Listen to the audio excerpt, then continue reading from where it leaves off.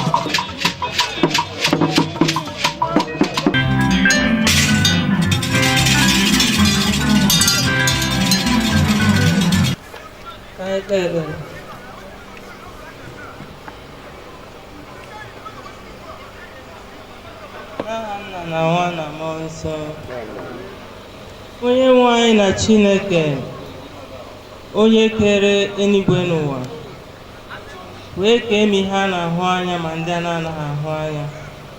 Anyị na-ekele gị maka ọgbakọ ụmụnne nke anyị bịara iji na-akwalite na-egosipụta omenala Igbo.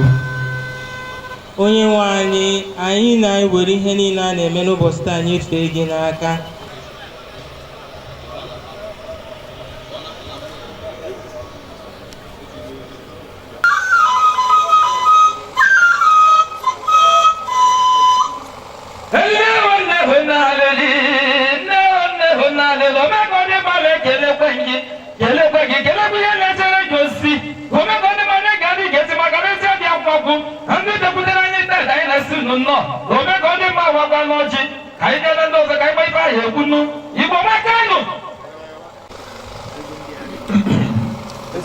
Onye nwa kwa ụzọ anọ nke pụta ndị anọ dị n'ala Igbo si na onye adịla arụ mana ekele n'ụlọ dị na afọdụ na nkwọ.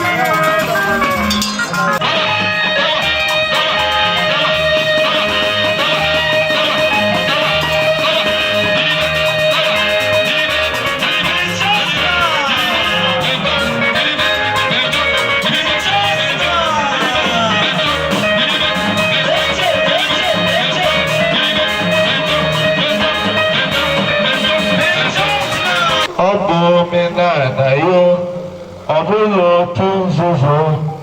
Onye jụrụ n'use ya, ọ bụ omenala yo.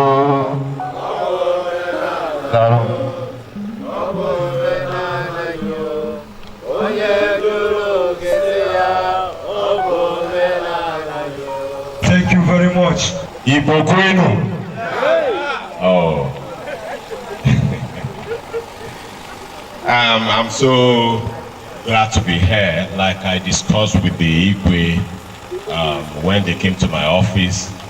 This is one of the things we encourage amongst our youths, so that the cultural heritage that belongs to us in Africa will not just go into extinction.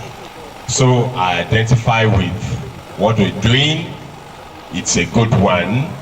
It's also a means of socializing with one another and unwinding, of course. So we want to really appreciate the entire Igbo students in Metallurgical Training Institute and all those who have come from various places to celebrate with them. Yeah, baby, abụ m onye Igbo, ịmala ife melogo onye Igbo. My mama say I be Igbo. If you pass that mango tree, you see our house. Mana ọ bụ ige ntị ọfụma n'ihe ono we akọwala anyị about origin to Igbo. Anyị amata ihe mere anyị onye Igbo. So please, let me call on Omerihedike 1 of Igbo land to give us something about Igbo origin. Instead of reading it out, let him explain it for us. Thank you very much. I want to again page 21 na brochure. I have the deputy and achọrọ m ka onye ọbụla gee ntị ọfụma nwa mkpụrụ okwu na onye nchọrọ ịtụpụ. Anyị na-ekwu maka culture omenala Igbo. Ife bụ omenala Igbo nke unu na-eme ofu n'ime ya dịka echichi. Ụfọdụ n'ime anyị amụrụ ife gbasara omenala Igbo kama fa na-anụ ya na nna fa ma ọ bụrụ na nna fa mere ya. Anyị wee wepụta ife ruru afọ 23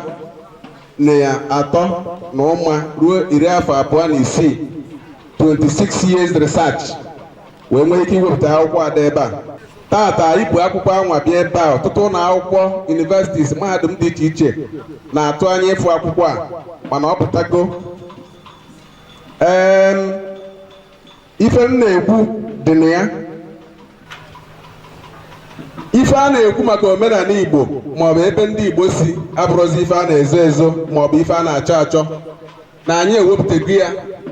Ma echiche igwe unu na-ekwu okwu etu o si wee bido n'ala Igbo, etu onowu si wee bido, etu mmanwụ si bata n'ala Igbo, etu alụsị si wee bido na etu o si wee bata n'ala Igbo.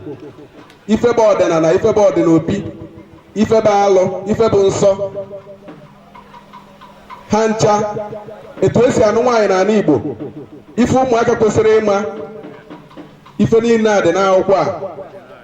Ọ bụrụ ife mma agụbacha ya, bụ ọ dị mkpa na onwe afọ Igbo ọbụla ga-agụrịrị akwụkwọ a. Kọọsụ ọ sọrọ gị na-eme, ị kwesịrị ịma ife dị n'akwụkwọ a, ka ọ ga-abụ ị na-echi igwe na-echi onowu na-anọ na ndị kabinet igwe, ị mara ife ị na-eme. Oge ụfọdụ anyị na-emebi emebi chee na anyị na-edozi edozi. Agaghị m ekwusi ife ụfọdụ m fụrụ ebe a, mana Chukwu nye aka n'oge ọzọ a ga-ebido n'oge inyere unu aka ịhazi ọtụtụ ihe. Etu a ka okwu m ga-aha. Ihe ọbụla ị chọrọ ịma maka omenala Igbo ọ dịgo ebe a. Daalụnụ, ana m ekele unu.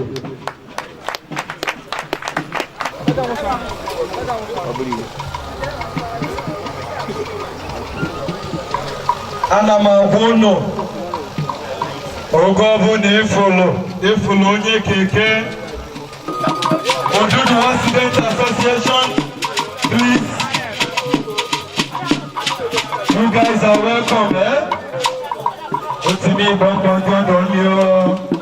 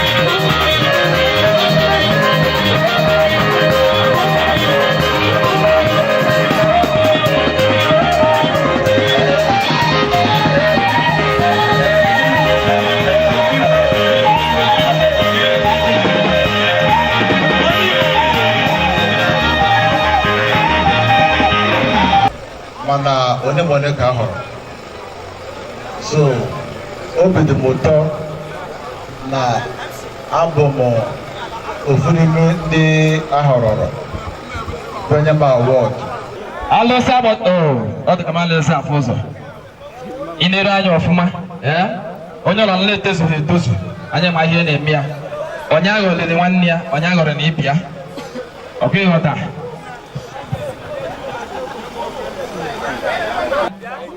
It's not easy. One a plate of food of 55,000 in Asaba last month. Okay, no now man, you want to feel here melody. Oberi head the cable, Alarin. Oh, we go make all them banana, we go. Then I come here to Akabakun. You don't have to go over there. No, afọ nkwọ na-eke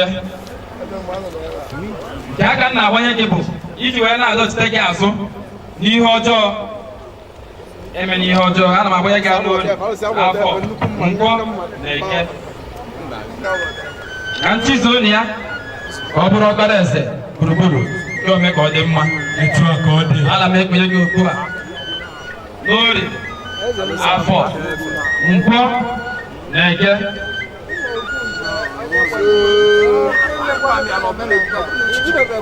nna m kwubiri kwuo abarụsị